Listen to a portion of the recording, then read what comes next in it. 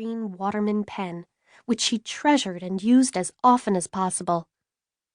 "What was my first sentence?" "Well, you combined a verb and a noun, dear. You said, 'Gimme cookie.'" "Oh," Harriet said. "Well," she thought, "I won't bother to erase after all. It's essentially the same thing as proceed with the feeding." "Why did you want me to come down?" she asked her parents. "We have some news to share with you. Would you like a peanut, by the way?" Mrs. Welsh put her martini down and passed a small silver dish of peanuts to Harriet. Harriet shook her head. Ordinarily, she liked peanuts, but for some reason she could feel her appetite disappearing. It made her uncomfortable when her parents announced news. Their news never seemed to be the kind of news Harriet wanted to hear. "What news?" she asked. "Your father has received a rather important assignment from the network. Harry, wouldn't you like to describe it to Harriet?" Mr. Welsh had been looking at the folded newspaper on the table near the peanut dish. He was pretending not to. But Harriet could see him surreptitiously glancing at the day's headlines. "Paris," he said. "Paris?" asked Harriet with suspicion. "France? We're to leave next week for Paris," Mrs. Welsh explained in the same perky, delighted voice that she used to describe bridge tournaments or antiques auctions. "For how long?" Harriet wasn't deceived by the voice. A little vacation in Paris would be okay, she thought. Maybe it would be a pleasant interlude before school resumed next month. But she had an ominous feeling. She was glad she hadn't accepted a peanut. It might have lulled her too quickly into a cheerful reaction when really suspicion was called for. Her mother wiped her lips tidily, using a small cocktail napkin printed with a red and green design of olives in a stack. She said something that sounded like "Toi-ma," while holding the napkin in front of her mouth. "Toi-ma?"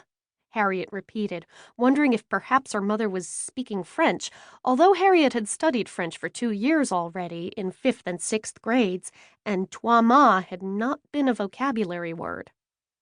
3 months, Mr. Welsh said quite clearly with an air of impatience.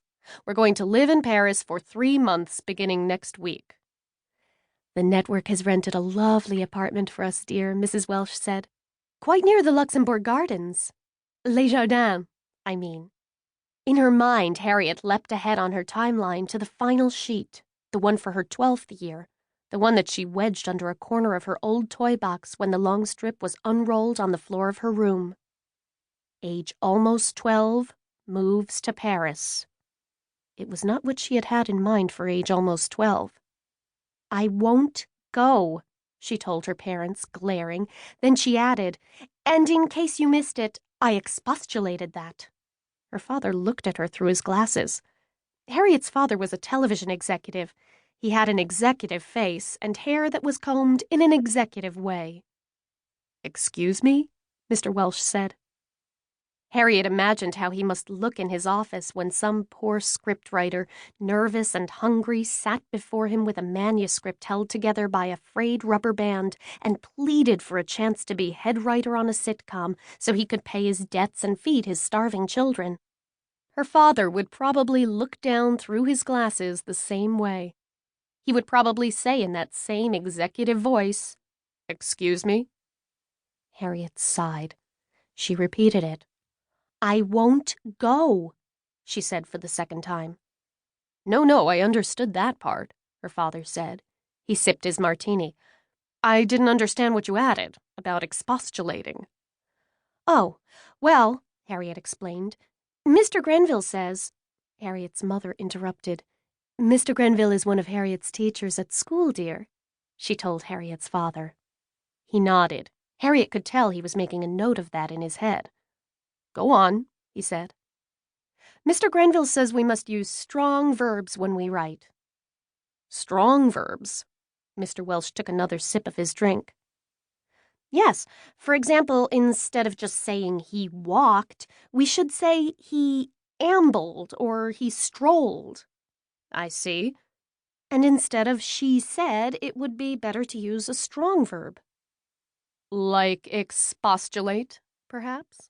Harriet's father asked.